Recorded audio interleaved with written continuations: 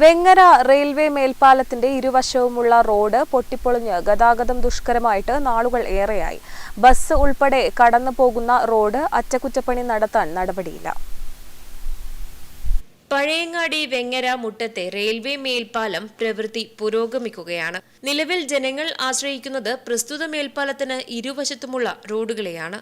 Muttom, Palakkode, Ezhimala naval academy തുടങ്ങിയ ഇടങ്ങളിലേക്ക് പോകുന്ന പ്രധാന റോഡ് കൂടിയാണിത്. മാടായി, രാമന്തളി പഞ്ചായത്തുകളെ തമ്മിൽ ബന്ധിപ്പിക്കുന്ന ഈ റോഡിനെയാണ് നിരവധി യാത്രക്കാർ ദിനേന ആശ്രയിക്കുന്നത്.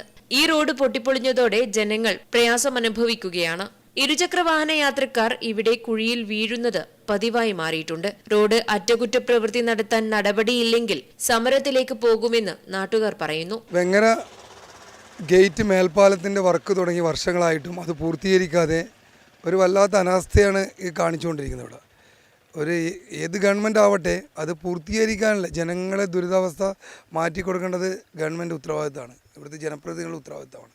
പക്ഷേ ഇവിടുത്തെ അപ്രോച്ച് റോഡിൻ്റെ അവസ്ഥ അതിനേക്കാളും പരിതാപകരമാണ്. കാരണം ഈ ഗേറ്റ് അടച്ചിട്ട് കഴിഞ്ഞാൽ ബ്ലോക്കുകൾ ഈ അപ്രോച്ച് റോഡ് കുണ്ടും കുഴിയും നിറഞ്ഞ ഈ അപ്രോച്ച് റോഡിൽ എത്രയോ ബ്ലോക്കായിട്ട് കിടക്കുകയാണ്.